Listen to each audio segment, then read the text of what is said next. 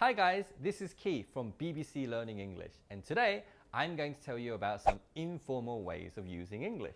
Now, in English, when we have scheduled formal meetings, we can say we have an appointment. So for example, I can say I have an appointment with my doctor, or I have an appointment with my lawyer.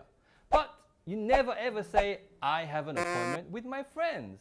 That's too formal. Now, to talk about appointments with friends, we simply say, I'm meeting my friends this weekend. So it's meet someone, not have an appointment. Remember, meet someone. And I'll meet you next week. Hi guys, this is Keith from BBC Learning English. Today, I'm going to tell you how to use for and since. We use for to describe how long an activity or a situation lasts. For example, I can say, I go running every day for 10 minutes. That's not true though. On the other hand, since is used to describe when an activity or a situation began. For example, I can say, I have been recording this video since 10 o'clock. So remember, for is used to describe how long an activity or a situation lasts, whereas since is used to describe when an activity or a situation began. It's easy, isn't it? Hello everyone, I'm Sam from BBC Learning English, and today we are going to look at the difference between so and such. To make an adjective stronger, we use so. For example, Michael is so nice. We use such when we want to make an adjective plus a noun stronger. For example, Michael is such a nice person. For this reason, it's not correct to say Michael is so nice person, because we have the adjective nice and the noun person together. It's so simple, right? Hi, I'm Phil from BBC Learning English. Today I'm going to tell you how to use the words fun and funny. They're both words we use to talk about happy things, but they don't mean the same thing. So we use fun to talk about things we enjoy. So I think going out with friends is fun, watching football is fun, practicing English is fun. It is, isn't it? Now the main use of funny is something that makes you laugh. Jokes make you laugh, comedy films make you laugh, people make you laugh. So if it makes you happy, it's fun, and if it makes you laugh, it's funny. Now add a comment, tell us what you think is fun and what you think is funny. Hi guys, this is Keith from BBC Learning English. Today, I'm going to tell you about some informal ways of using English.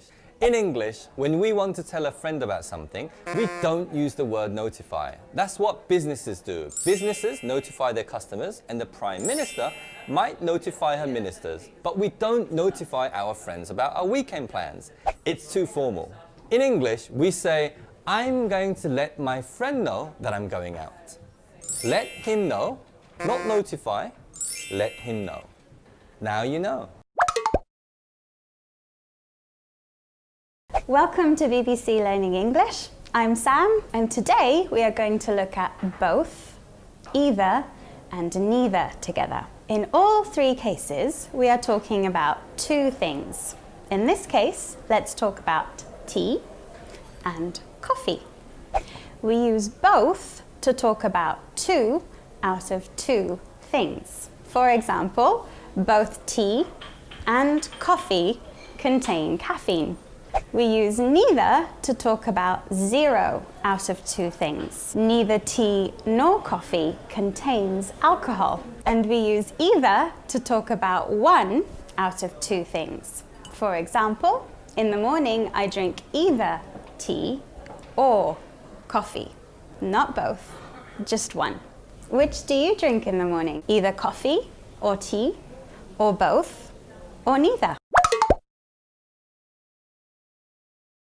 Hi, I'm Dan from BBC Learning English, and today I'm going to tell you the difference between those two confusing words, history and story. Both words are used for a description of events, so that makes them the same, right? Wrong, they are not the same. History is the description or study of past events based on fact, often to understand their consequences. Christopher Columbus arrived in America in 1492. A story is a description of a series of real or imagined events, often to entertain people. After arriving in America in 1492, Columbus and his crew were attacked by a giant man-eating T-Rex dinosaur. That didn't really happen, it's just a story. So, history is a description of past events based on fact, and stories are descriptions of real or imagined events, often to entertain. Leave us a comment about a piece of history or an imagined story from your culture, and we'll try and guess which is which. Hi, I'm Shan from BBC Learning English. What's the difference between stop to do and stop doing something? Well, stop what you're doing right now, because that's what I'm going to tell you. When we use stop plus ing, the activity in the ing form stops. So, I have stopped drinking coffee. I'm not drinking coffee anymore, I'm only drinking water. But when stop is followed by the infinitive, it means we stop doing another action to do the action in the infinitive. So I stopped to buy a tea this morning. I stopped walking in order to buy a tea. Right, I'm going to stop talking now. Write me a comment and tell me something that you've stopped doing.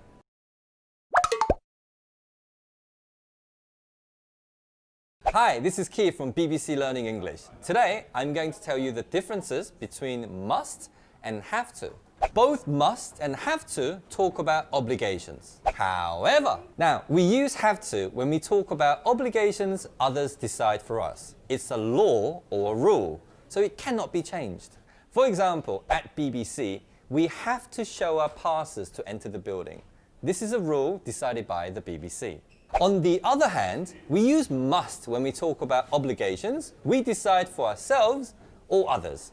For example, my boss might say to me, "You must be more organized," or I might say to myself, "I must exercise more often."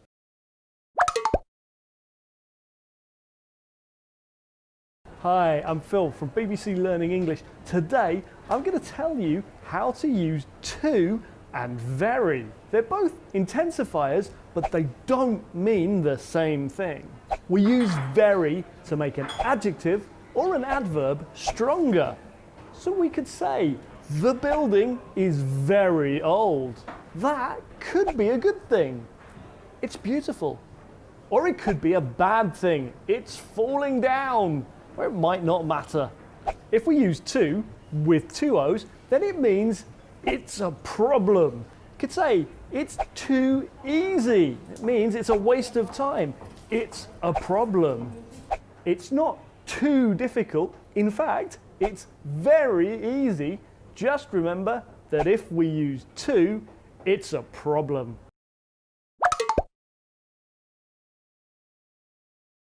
Hi, I'm Dan from BBC Learning English, and today I'm going to talk to you about person and persons, people and peoples. A person is a human, man, woman or child. It is a singular countable noun. There was one person at the door. The plural of person is people. It refers to a group or a number of human beings. It is a plural countable noun.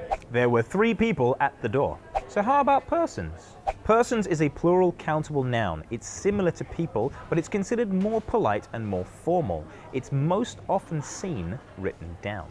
This lift can hold a maximum of 15 persons. And peoples? Peoples is the countable plural form of people and comes from the other meaning of people. People can mean nation. The Aztecs were a people that lived in the Americas. Or, there are many peoples living on the earth. They are all human. So far. Hi guys, this is Keith from BBC Learning English. Today, I'm going to tell you the differences between mustn't and don't have to. Now, must and have to are similar in meaning. They are both used to describe obligations. However, their negative forms are completely different in meaning. We still use mustn't to talk about obligations. For example, in the house, I mustn't wear shoes, to keep the house clean. But don't have to does not describe obligations, so the choice is yours. For example, if your teacher said you don't have to do your homework, well, then choice is yours. You can say, all right, I won't.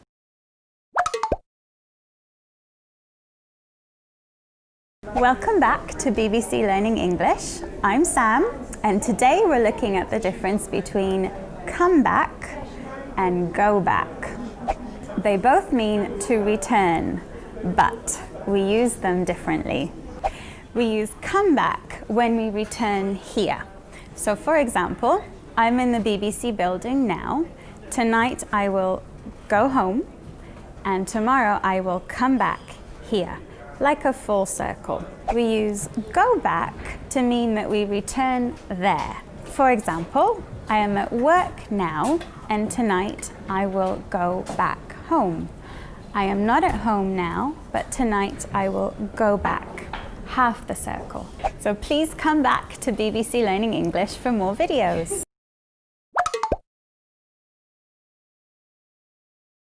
Hi, I'm Shan from BBC Learning English, and today we're going to look at the difference between raise and rise. So raise and rise both refer to something going up, but there's a difference in how we use them. Raise always needs a direct object. So if you raise something, you move it up. For example, I raise my eyebrows when I'm surprised. And it doesn't have to be literal, so the government planned to raise taxes. Don't forget, this is a irregular verb, so the past and past participle are both raised. But with rise, there's no direct object. So if something rises, it goes up or increases by itself. The sun rises at 6 a.m. at the moment. Careful, this is an irregular verb, so the past is rose and the past participle is risen.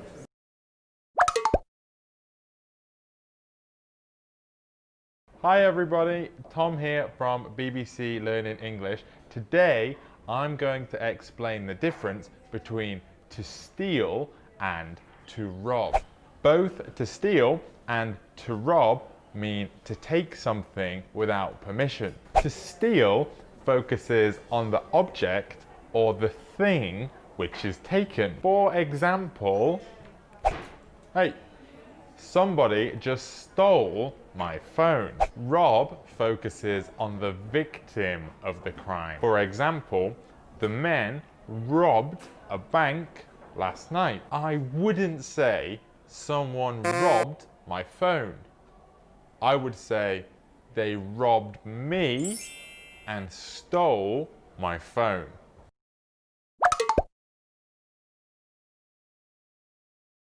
Welcome to BBC Learning English. I'm Sam, and today we are looking at the difference between every time and all the time. We use all the time to talk about something that always or usually happens. For example, many people think that in the UK it rains all the time. And yes, it does rain a lot.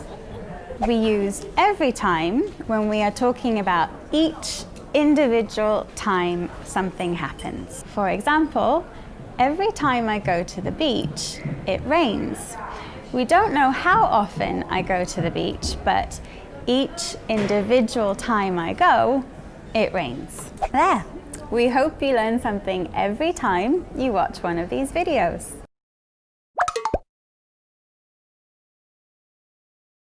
Hi, I'm Phil from BBC Learning English. Today I'm going to tell you how we use play, do and go with different sports.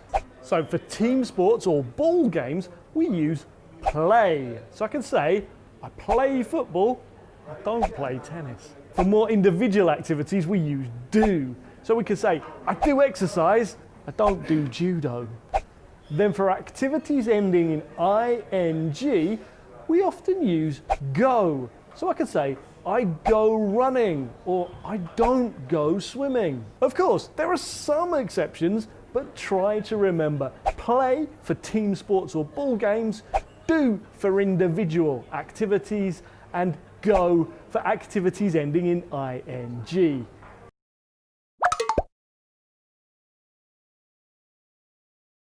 Hi, I'm Sam from BBC Learning English, and today we are looking at the difference between no, not any, and none. Let's have a look. Imagine you ask me this question. Do you have any change?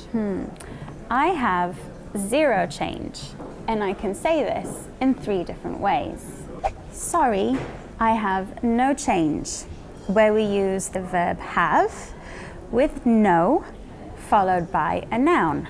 Sorry, I don't have any change, where we use the negative don't followed by the verb followed by any followed by the noun. Or I can say sorry, none at all, where we use none without a verb or a noun, so it's a short answer. So now you shouldn't have any problems with this.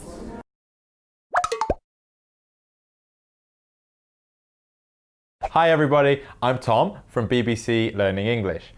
People often confuse the words specially and especially. Today, I'm going to tell you the difference. Both of these words are adverbs. Especially means in particular or most of all. For example, I like food, but I especially like sandwiches. This means that I particularly like sandwiches. They're my favourite kind of food.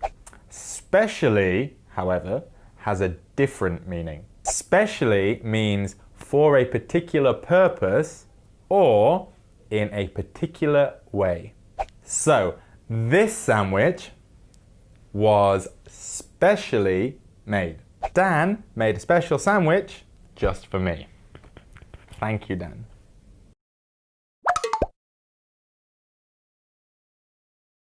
Hi, this is Keith from BBC Learning English, and today I'm going to tell you the differences between be going to and the present continuous to talk about future plans. We use be going to talk about future plans. The plan will probably take place, but it's not a definite plan. If I say I'm going to meet my friends this weekend, it means I made plans with my friends. But it could mean that we haven't decided where to meet, nor have we decided what time to meet.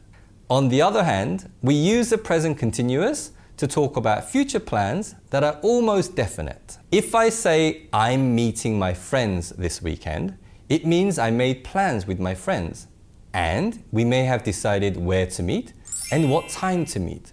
So this plan is almost definite and it's difficult to cancel. So remember, the present continuous describes a more definite plan than be going to.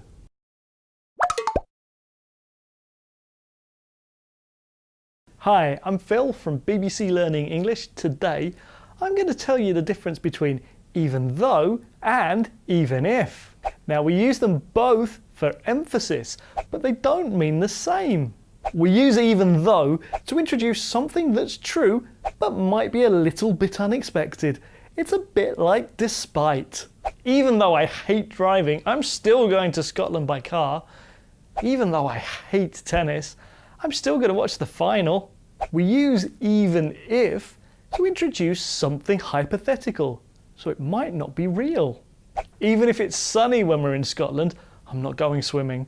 Even if you paid me, I wouldn't watch that film. So, even though is for things that are true but unexpected, and even if is for things that are hypothetical, so they might not be real. Even though they look the same, they are different, even if you didn't notice at first.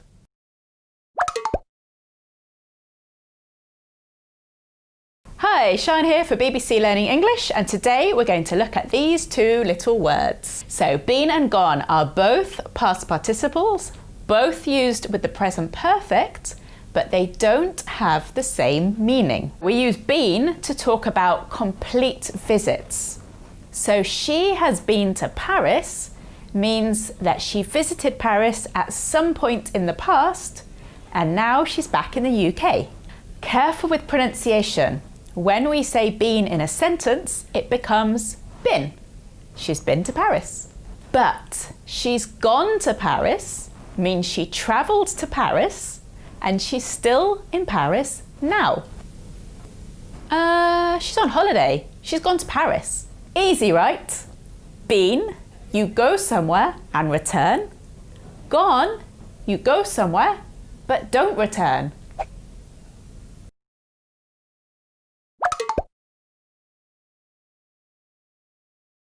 Welcome everyone, Sam from BBC Learning English here.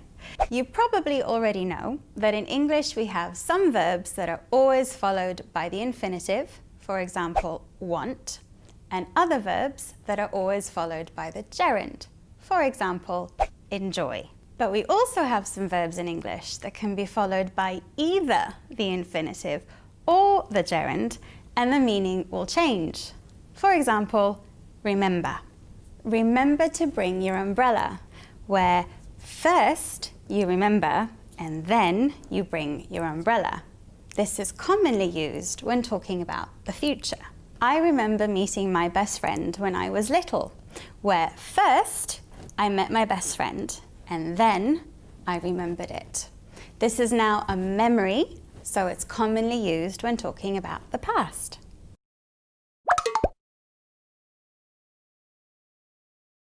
Hi guys, Dan for BBC Learning English here. This time we're looking at the difference between prevent and avoid. Prevent basically means stop. If you prevent something, you stop it from happening, often before it starts. You can prevent something from happening, or prevent someone from doing something.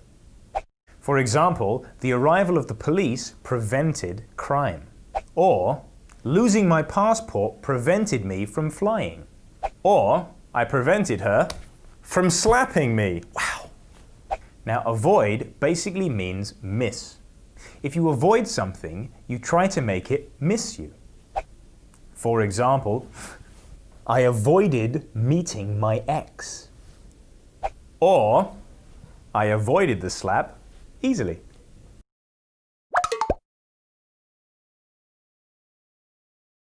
Hello again everyone, Tom here for BBC Learning English. Today I'm going to explain the difference between what and which in questions. What is used to ask a question which has a lot of possible answers. Consider the question, what do you want to eat for lunch?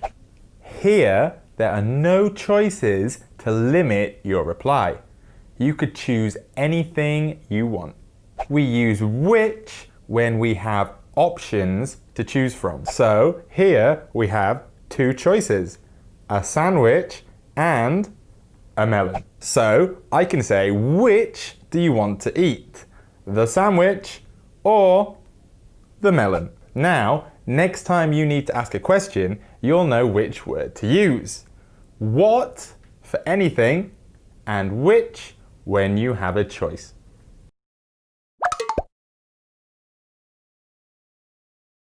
Hi, this is Keith from BBC Learning English, and today I'm going to tell you the differences between while and during. We can use while and during to say that a shorter event happened within a longer event. They mean the same, but the grammar is different. After while, we have a clause. A clause is a group of words containing a subject and a verb. So we can say, while I was having lunch, my phone rang. Remember that the verb in the while clause is usually in an ing form. We can also use while with just an ing form. So we can say, while having lunch, my phone rang. So we remove the subject and the be verb. However, during is different because it can only be used with a noun phrase. So we can say, during lunch, my phone rang. We cannot use a clause or just the ing form. So, same meaning, but different grammar.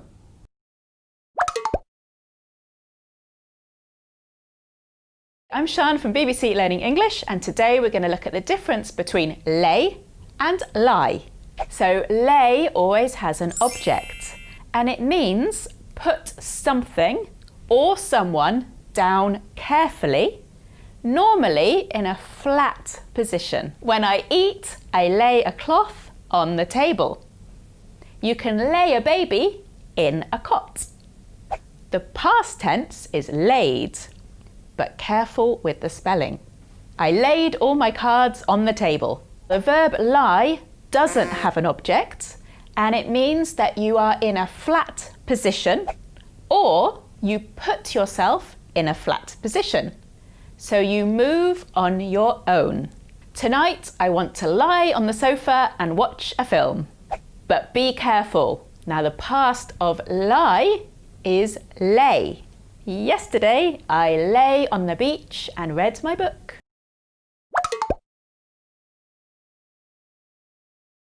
Hi, I'm Phil from BBC Learning English. Today, I'm going to tell you the difference between affect with an A and effect with an E. Just remember that affect with an A is a verb. It means to influence. So for example, tiredness is affecting my work.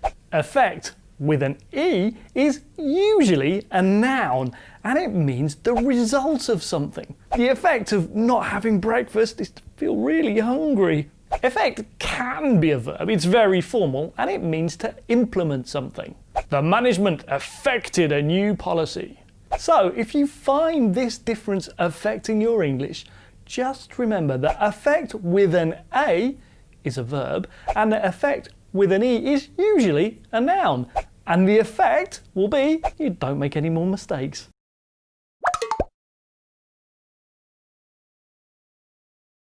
Hi everyone, Dan for BBC Learning English here with a quick explanation of the difference between remember and remind. Now, both remember and remind are verbs of memory, but they are not the same. Remember is about having a memory and has two verb patterns. Number one, remember plus verb ing is used when you remember something from the past. For example, I remember saying, hi everyone. Hi everyone, Dan. See? Number two, remember plus full infinitive is used when something is to be done in the future. For example, I must remember to do my shopping later. However, remind means make someone remember.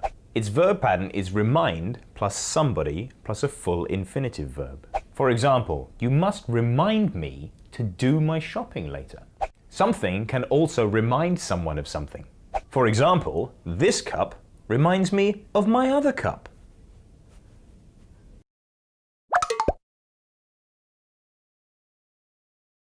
Hi everybody, I'm James and welcome back to this week's English in a Minute. This week we're going to look at the differences between actually and at the moment. These two phrases are often confused, so let's take a look at an example. At the moment I'm making this programme, but actually I should be in a meeting. So this sentence shows both phrases, but they're actually quite different. Let's break it down. At the moment I'm making this programme. As you can see, I'm making this programme right now. So at the moment means now, or in the present. But actually, I should be in a meeting. Now, in this part of my sentence, actually isn't talking about time at all. Actually means in fact or in reality. So, if you want to talk about now, say at the moment. But if you want to say in reality, say actually. At the moment, I want to go and make a coffee, but actually, I think I'll go back to my desk. Bye.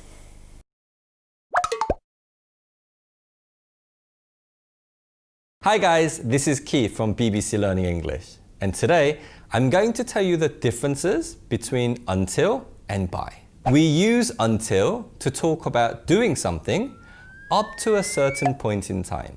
If I say I have to take care of my dog until 5 p.m, it means I will start taking care of my dog now and stop taking care of it at 5 p.m.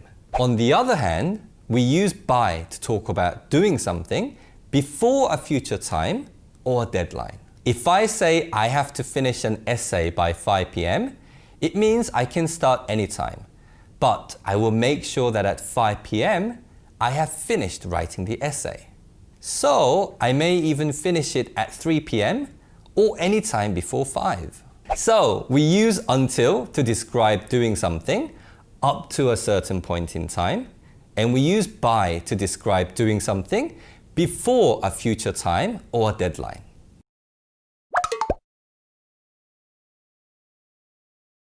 Hi everyone, Dan for BBC Learning English here. Today we're going to talk about don't mind and doesn't matter. The verb mind means dislike, be annoyed by, or object to.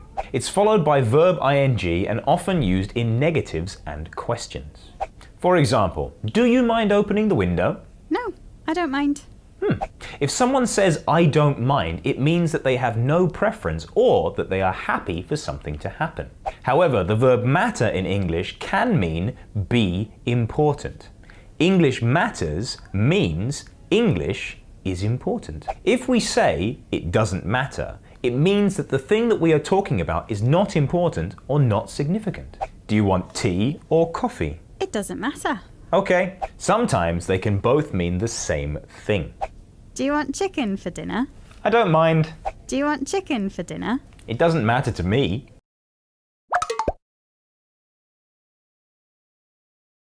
Hello, ladies and gentlemen.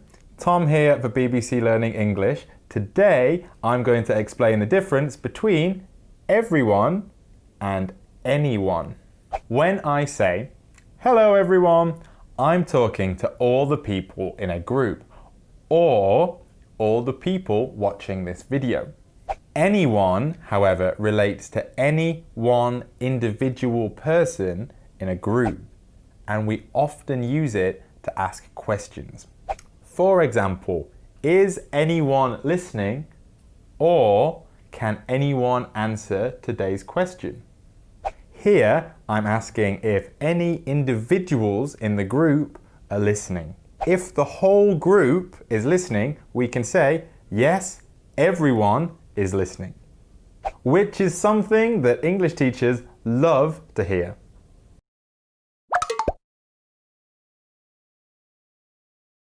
Hi, I'm Phil from BBC Learning English. Today, I'm going to tell you the difference between still, already, and yet. They all talk about things around the present, but they don't mean the same. We use still to talk about something that hasn't finished. Are you still studying?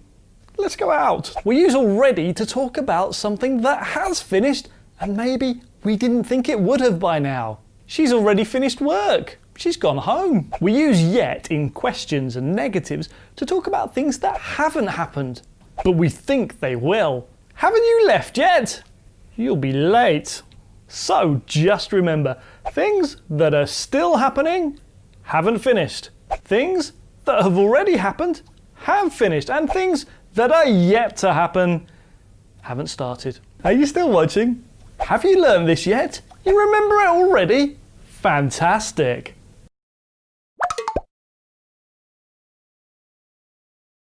Welcome to BBC Learning English. I'm Sam, and today I'm happy. In fact, I'm very happy. I'm really happy. Thrilled. I'm really thrilled. I'm absolutely thrilled. My happiness keeps getting bigger and bigger. I started with the word happy. Happy is a gradable adjective, so I can be happy here, quite happy here, very or really happy here. What's another way to say very or really happy? Thrilled. Thrilled is not a gradable adjective. It's an extreme adjective. It's already up here.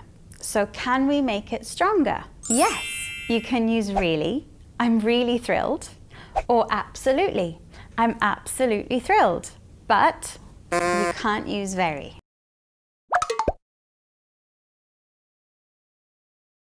Hi guys, Dan for BBC Learning English here. Today we're going to talk about the verbs wish and hope. Now, the verb wish can be used in many ways, and you can get much more detailed information on our website. However, we generally use wish to talk about a present or past situation that we want to change, but understand that it can't. Present wishes are wish plus a past simple verb. For example, I wish I were taller. Past wishes are wish plus past perfect. I wish I had grown taller. Hope can also be used in different ways, but generally, when we hope, we talk about something that we want or expect for the future. Hope can be followed by a full infinitive. For example, I hope to see you soon. But more commonly, we follow it with a present tense that has a future meaning, or with will. I hope you pass your driving test. I hope you'll have a good time.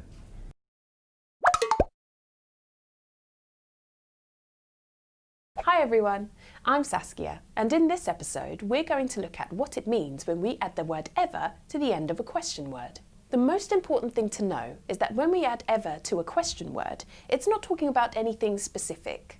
It often means we don't know the who or the where, or they are not important. Let's look at some examples.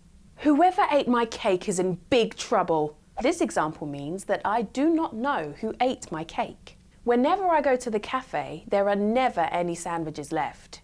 This means the time when I go to the cafe is not important. I never put on weight, so I can eat whatever I like. This means what I eat isn't important.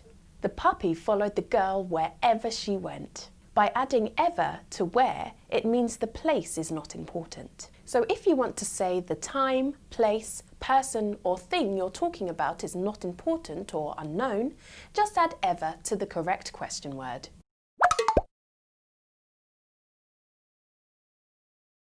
Hi, I'm Tim from BBC Learning English, here to tell you about two words we use to say that things are similar. We use like as a preposition before a noun or pronoun, and it means similar to. He ran like the wind, not he ran as the wind. We use like and not as to compare appearances. This house looks like a castle. As can be used as a preposition. It means in the role of. My best friend's name is Tim. He's very Dan, as your friend, I have to say, you're not a good singer. We often use as to talk about people's jobs. I work as an actor. Be careful using like and as because the meaning can change. As your brother, I'll try to help you means I actually am your brother. Change it to like and it means I'm not your brother, but I want to act in a similar way.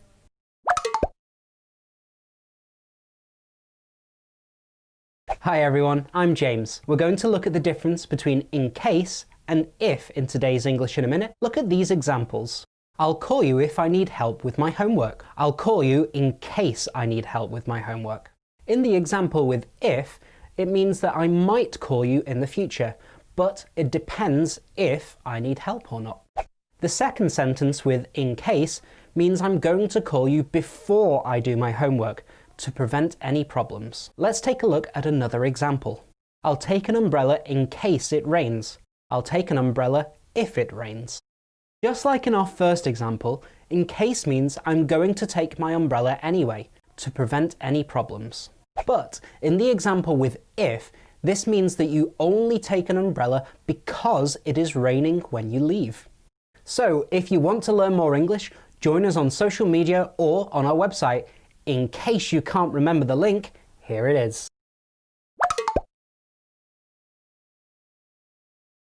Hi, I'm Sam from BBC Learning English, and today we're going to look at the difference between less and fewer when comparing things. It's actually very simple. We use fewer with countable nouns and less with uncountable nouns, but even native speakers get this wrong. So let's have a look at some examples. I moved recently, and comparing my old area to my new neighbourhood, I can say there are fewer restaurants and fewer cafes, and there is less traffic and less pollution. Cafes and restaurants are countable nouns. You can count them on your fingers and you can make them plural, so we use fewer. Pollution and traffic are uncountable nouns. You can't count them on your fingers and you can't make them plural, so we use less.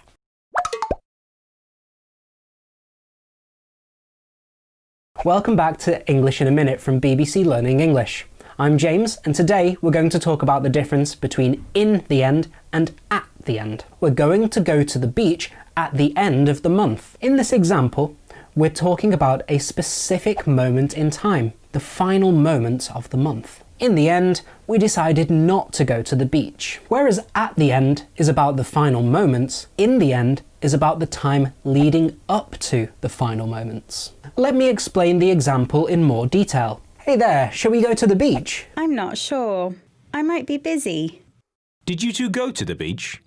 No, in the end we couldn't go. Sam and I considered going to the beach, but eventually we decided not to go. If at the end of the video you don't quite understand, watch it again. In the end, you might just find it useful. Bye everyone.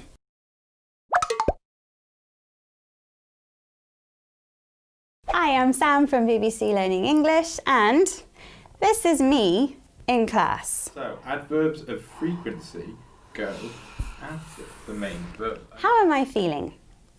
Bored or boring? I was feeling bored because the lesson was boring. So the lesson was the reason I felt bored. So ed endings describe the feeling, and ing endings describe the reason you have that feeling. And this works for other adjectives too. So if the lesson is interesting, I feel interested. If something is tiring, I'm tired. If something is relaxing, I'm relaxed. If something is surprising, I'm surprised. If something is exciting, I'm excited. So, tell us how these videos make you feel.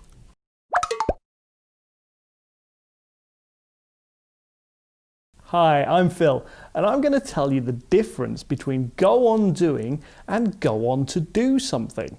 Now, the meaning of go on depends on whether it's followed by the gerund or the infinitive. So if we have go on doing, that's the gerund, it means to continue doing something. So for example, I'd like to go on talking now, or I really like this city, I'd like to go on living here for years. Go on to do, that's the infinitive, means to progress on to something. For example, I'd like to go on to study more languages, or you could go on to have an even better job. Just remember that if you go on doing something, you don't change, and if you go on to do something, you do change. So, if you go on practicing your English, you'll go on to be even better than you are now. Hi everyone. What's the difference between maybe and may be? Well, we're going to find out in this English in a minute. May is used to express possibility, usually not a very certain one. It's a modal verb, so it's always followed by a bare infinitive. The bare infinitive of be is be. Using the two together, we can make a sentence. Don't call her, she may be at work. Now, maybe is just one word. It's an adverb and it has a few uses. Most commonly, it means perhaps or possibly. In this case, it's often the first word in the sentence. Don't call her, maybe she's at work. However, put it in front of an amount to mean around or approximately. This video will be seen by, maybe 1 million people. Make it happen, people. Hi, Saskia for BBC Learning English here, and today I'm going to tell you about how we use verbs of perception in English. There are a number of these verbs, but I'm just going to look at two with you now, see and hear. When we use these verbs, this is the form. First, the verb of perception, then the object of the sentence. Then we have either the infinitive without to or the ing form. Here's an example. I heard him go down the stairs. Or, I heard him going down the stairs. There's a slight difference between these two forms. When we use the infinitive, it suggests that we hear or see the whole action or event. Using the ing form suggests that we hear or see something in progress. I saw her cross the street means I saw her cross from one side to the other. I saw her crossing the street means I saw her in the middle, on the way across.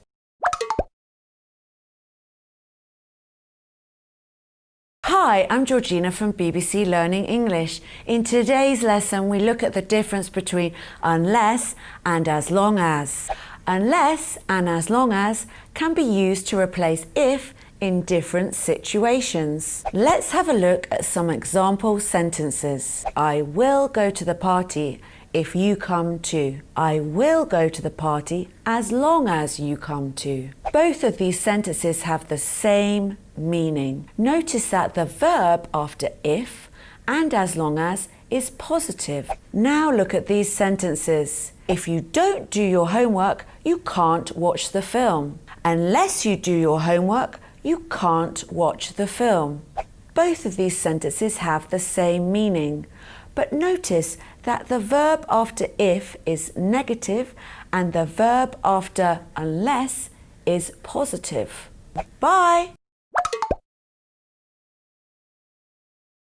Hello, I'm Sam, and we are going to look at the difference between good and well together. I make very good pizza. What is good describing? It's describing pizza, which is a noun, which makes good an adjective. And where does it go in the sentence? It goes before the noun. I make pizza very well. What is well describing here? It's describing make, and make is a verb, so well is an adverb. And where does it go in a sentence? It goes after the verb. Careful, because well can also be an adjective, but only to talk about feeling healthy or unhealthy. I wasn't feeling very well yesterday, but I'm fine today. So keep watching these videos so your English will be good and you will be able to speak it well. Hi, I'm Phil, and I'm going to tell you the difference between little and a little. Yes, they almost mean the same thing. No, we don't use them in the same way.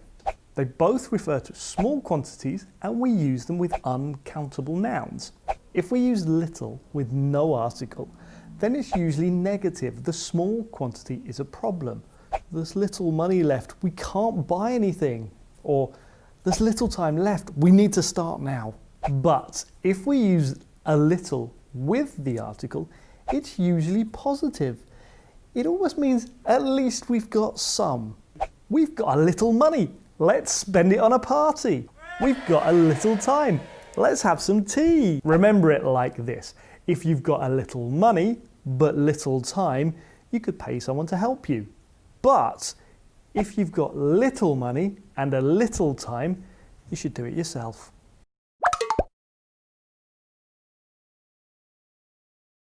I'm Georgina from BBC Learning English. Have you ever thought about the difference between lend and borrow? They are both verbs, but they're used in different ways. Lend means to give something to someone, generally for a short time. For example, the bank lent me some money. If you want to say who you lent something to, you can use the preposition to. I lent my mobile phone to James. Oh no, I forgot my pen. Can you lend me a pen? Borrow means to ask someone for something. Oh no, I can't read this. Can I borrow your glasses? If you want to say who you borrowed something from, you can use the preposition from. For example, I borrowed a book from the library. Oh, I'm late. I need to borrow a laptop from Sam for my meeting. Got to go.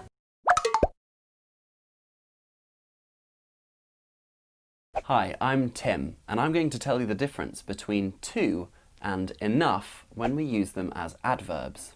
They refer to quantity, but there's an important difference. Enough is usually positive. It means that something is suitable or sufficient. Oh, great! This t-shirt's big enough. It'll fit me perfectly. It's colourful enough for my sister's party. To usually has a negative meaning. It's used to say that something is a problem or it's unsuitable in some way. Oh no, this is too short. I can't wear this. It's too late to find anything else to wear. So if we have enough, it's probably a good thing. But if you see to, it's a bad thing.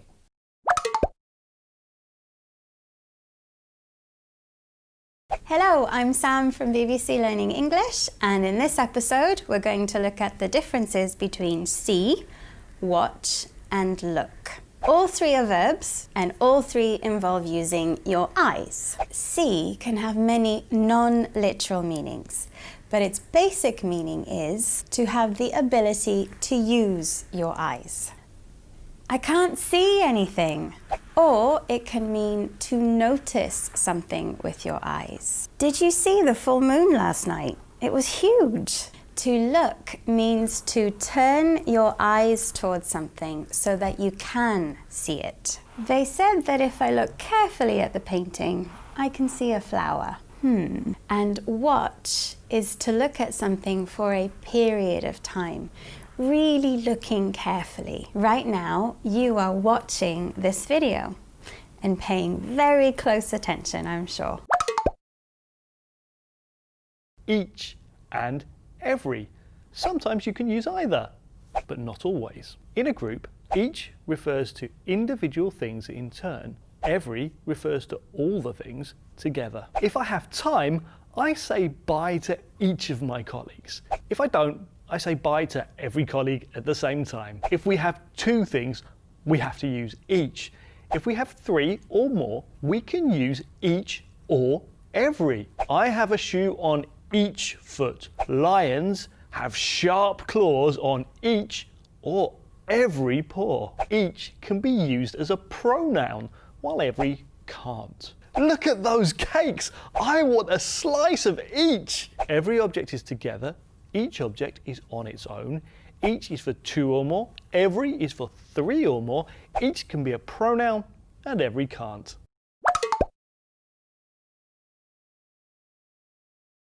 Hi, I'm Saskia from BBC Learning English. Do you know how to use fine and finely? They can both be used as adverbs, but fine can also be used as an adjective. Let's look at some sentences. I broke my phone yesterday, but it's working fine now. Here, fine is an adverb of manner because it indicates doing something in a satisfactory manner. I was tired, but I feel fine now. Here, fine is an adjective, but notice how it sits after the verb and it means okay. I ruined the recipe. I forgot to finely chop the onions. In this sentence, finely is an adverb of degree and it describes how small something needs to be cut up. Right, I'm going to try that recipe again. I won't forget to finely chop the onions this time. Bye for now.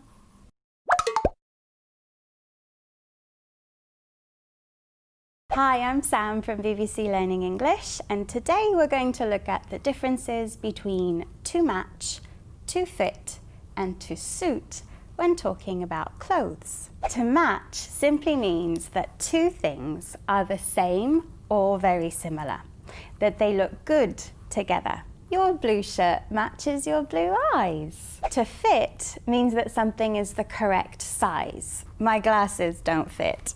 This is a fact, not an opinion. So if you want to say that you think someone looks good in what they're wearing, to pay them a compliment, then we use the verb to suit. That dress really suits you. Yes, it looks and sounds the same as the noun a suit. The meaning and how we use it are different, but the spelling and pronunciation are the same. Not sweet, suit.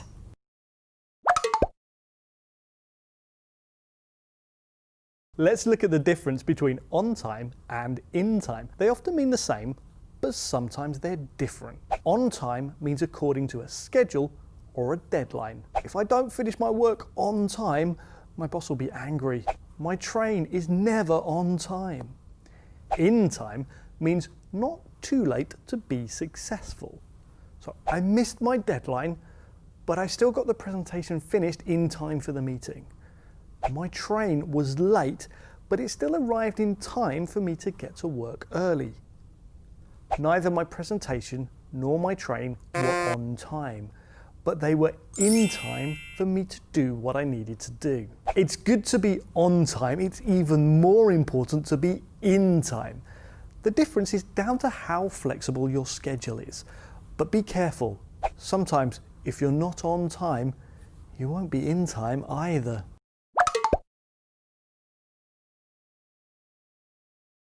Hi, I'm Roy, and today I'm going to tell you the difference between continuously and continually. Both of these words are adverbs, and they can be confusing. They look similar, but they have different meanings. Continuously means that something doesn't stop or end. He spoke continuously for 15 minutes. That means he spoke for 15 minutes without stopping. Continually is a repeated action that happens over a period of time. So something starts and stops over some time. I continually tell my dog I love her. That means it's a repeated event. I say it many times. Well, that's all for today. But we here at BBC Learning English continually make new videos. So keep watching. Bye! Sensible and sensitive are often confused, but they are quite different. Sensible means that you have good judgment or are very practical. Sometimes the most sensible thing is to ignore what people say and look at the facts. Sensitive is related to feelings. If you're sensitive, it can mean that you think about how other people feel.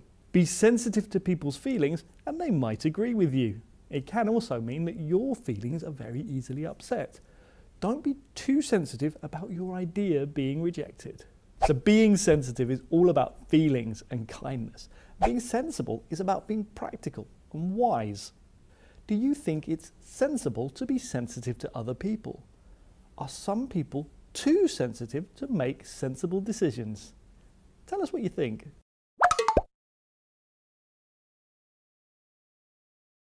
Hi, I'm Roy, and today I'm going to tell you the difference between two words that are often confused: hear and listen. Hear is the verb we use to talk about the ability. It doesn't mean that we want to hear something. It's about sounds coming to our ears. I can hear the air conditioning. It doesn't mean that I want to hear it, but I can. The verb listen is often followed by the preposition to. We use this verb when we're paying attention or focusing on sounds. I hope you're listening to me. That means I hope you're paying attention. Compare these two sentences. I can hear some music. Somewhere. I am listening to some music. I'm listening to a song that I want to listen to. Anyway, I've got to go. I can hear my boss calling me.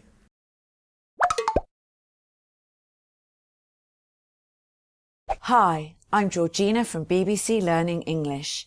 Do you ever wonder about the difference between all, every, and whole?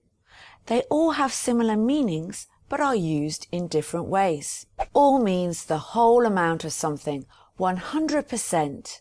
It is often followed by uncountable nouns or plural nouns. He ate all the sugar. All children love sweets. Every has a similar meaning to all. It means each one without exception. I go to the gym every day. Whole means the complete amount of something and is followed by uncountable nouns or singular nouns. I ate the whole cake. The whole airport is closed. Bye for now. Hi everyone, we're going to talk about three verbs with very similar meanings today: hire, rent, and let. I'm mainly going to explain how we use these verbs in British English, but I will also mention some American usage too. Both rent and hire mean to pay for the use of something. However, in British English, we normally use the verb rent to talk about a long-term arrangement. For example, you can rent a house, flat, or TV. When talking about a short-term arrangement, we normally use the verb hire. For example, you could hire a car, a bike, or a suit. The difference in American English is that the verb rent can be used for both long and short-term arrangements. The verb hire has a completely different meaning. It's used to mean to employ somebody. Finally, we have the verb let. You might hear this word in the phrase room to let, for example, which means that the room is available to rent. Thanks for joining us, everybody. Bye. Hello, I'm Sam from BBC Learning English, and today we're going to look at the difference between all and everybody or everyone when talking about people. In both cases, we are talking about a group of people, and the meaning is simple. They both mean 100% of the group. But how we use them in a sentence is slightly different. Let's look at these examples. I invited some friends to a party this weekend. They all came. Everybody came. So in the first example, we have the subject plus all plus the main verb. It's not correct to say all came without using the subject they before all. But if you want to make the sentence shorter, you can use everybody or everyone as the subject of the sentence. So everybody plus main verb. So I hope you all understand, and everybody will do the quiz now. We're going to talk about the difference between last, for the last and in the last when talking about time. I went to the doctor's twice last week, last month, last year. Last week, last month and last year here are talking about the week, month and year before this one. There is no connection to now, it is before now. And what do we say when we want to talk about the day before this one? We just say yesterday, right? And we say yesterday morning, yesterday afternoon, yesterday evening, but last night. I've had the flu for the last week, so I've come to work only once in the last week.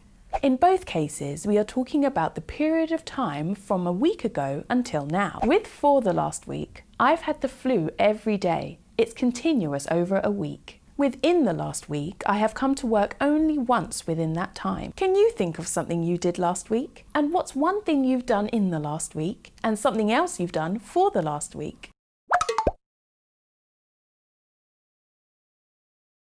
Hi, I'm Georgina from BBC Learning English.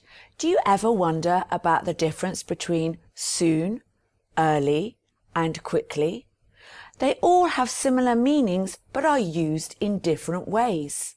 Soon is used when we talk about something happening in a short time from now. I'll see you soon, in about 5 minutes. The film is starting soon. Hurry up or we'll miss the start. Early is used when we talk about something happening before the expected time. I had to go to work early because I had a meeting. If you get up early, you can go for a run. Quickly is used when we talk about something happening rapidly or at a fast pace. We're late, we need to walk quickly. I'm so excited, he replied to my text very quickly. That reminds me, I have a meeting starting soon. I've got to go. Bye! Hi everybody, I'm Sam, and in this lesson I'm going to talk about need. Do you know the difference between needn't and not need to? Look at these two sentences in the present. Is the meaning the same or different? You don't need to worry about the exam. You've studied lots. You needn't worry about the exam. You've studied lots. They're the same, right? Maybe needn't is a little bit more formal, but the meaning is that there is no necessity for you to worry. Now look at these two sentences in the past. He didn't need to worry about the exam. He had already passed the course. He needn't have worried about the exam. It was really easy. These are different. In the first sentence, he had already passed the course, so he knew he didn't need to worry. In the second sentence, he didn't know the exam was going to be easy, so he was worried, but he needn't have been.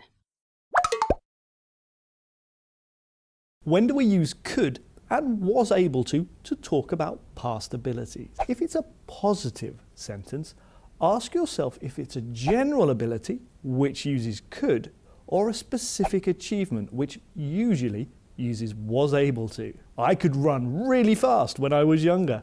I was able to win a medal. But we do use could for a specific event if we use verbs related to senses or thought processes. I could feel the wind in my face. I could remember my coach's advice. If the sentence is negative, it's much easier. We can use either. I couldn't do much at school the next day. I wasn't able to concentrate at all. Negative or positive? Specific or general? Are there any senses or thought processes? What could you do when you were younger? What were you able to achieve? What could you see or hear while you were doing it?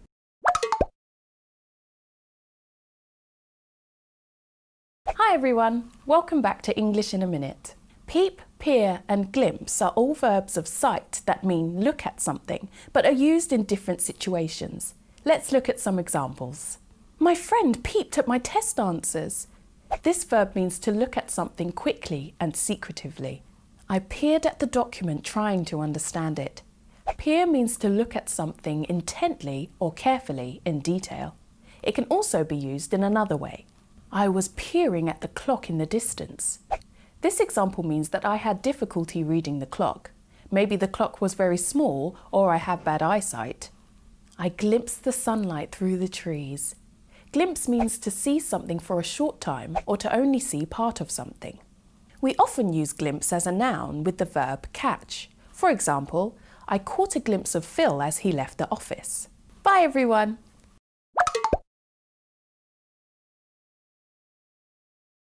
I'm Georgina from BBC Learning English. Do you ever wonder about the difference between whisper, murmur and mumble?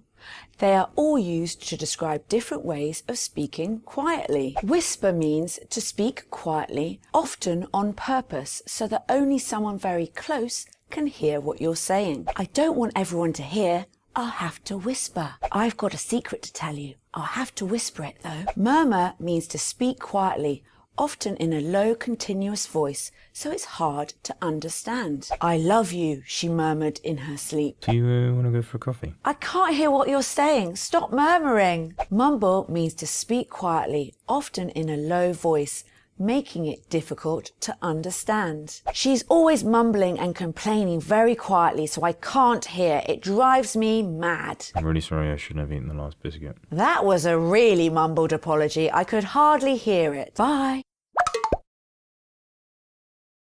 Hello everyone, Sam here, and in this lesson we're going to look at the difference between also, as well, and to. Their meanings are similar. We are adding something, but we use them slightly differently in a sentence. We use also with the verb in the middle of the sentence. He's really good at tennis, but he also plays football really well. Or you can use it at the beginning of the sentence to add emphasis. He's really good at tennis. Also, he plays football really well. As well and to go at the end of the sentence. He's really good at tennis and he plays football really well too. He's really good at tennis and he plays football really well as well. The only slight difference is that as well is less common in American English and more common in British English than to. So what about you? Are you only learning English or are you studying other languages as well? Hi, I'm Roy, and today I'm going to tell you the difference between when and if. Firstly, you can use when or if with the present simple when it is a fact or a repeated action. If or when you put water in the freezer, it becomes ice. We use if for unknown or possible situations. If it rains today, I'll take my umbrella. We use when to say we are certain something's going to happen in the future. When I go home, I'll watch a film. Compare these two sentences. If I eat breakfast today, I'll have toast. I might not eat breakfast. When I eat breakfast today, I'll have toast. I will eat breakfast. Anyway, that's everything for today. I've got to go because I'm hungry. If I don't eat breakfast, I get grumpy. Bye!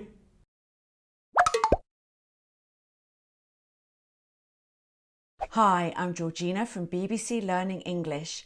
Have you ever wondered about the difference between as if and as though? We use as if and as though to make comparisons about an imaginary situation or a possible situation that might be true. To make comparisons about an imaginary situation, we use the past tense for the verb following as if or as though.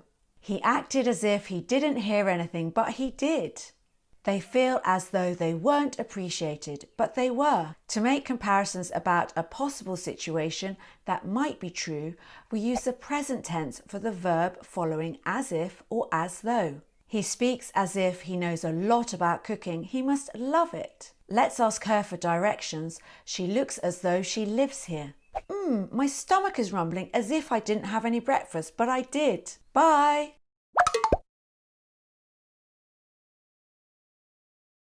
Hi, I'm Phil, and I'm going to tell you the difference between beside and besides. That's one small letter, but it's quite a big difference. Beside, with no S, is a preposition, and we usually use it to talk about physical position. So you can say, put the chair beside the table, or come and sit beside me. It's like a more formal version of next to. Now, besides with an S is either a preposition or an adverb, and is often used to add information. Besides knowing grammar well, you need to have a good vocabulary. You should do something else besides studying. Here, it's like as well as. As an adverb, it's often used to add a more important or stronger point. I'm going to practice now because I've got time, and besides, I need to. It's like a less formal version of moreover. So, besides remembering that beside is for physical position, remember that besides is for adding information.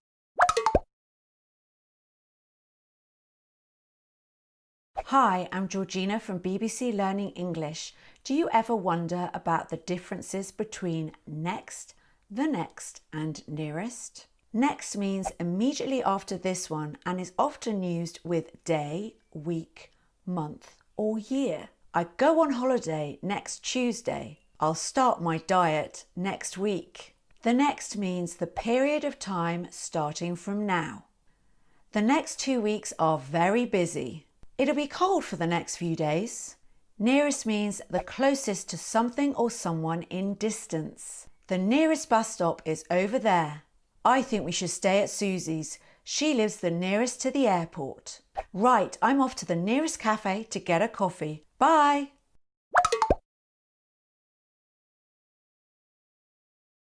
Hi everyone, James here. We're going to take a look at some quick and easy ways to agree with other people's opinions. If someone says something positive that you agree with, you can say, so do I, or so am I. I love sushi. So do I. I'm really tired today. Ooh, so am I. You can also say, me too. However, when somebody says something negative with the word not, for example, we use the word neither or neither. Neither do I, or neither am I. I don't go to the cinema very often. Neither do I. I'm not very well at the moment. Neither am I. We can also just say, me neither. So, to agree with something positive, you use the word so. But to agree with something negative, we use the word neither or neither. Thanks for joining us, everybody.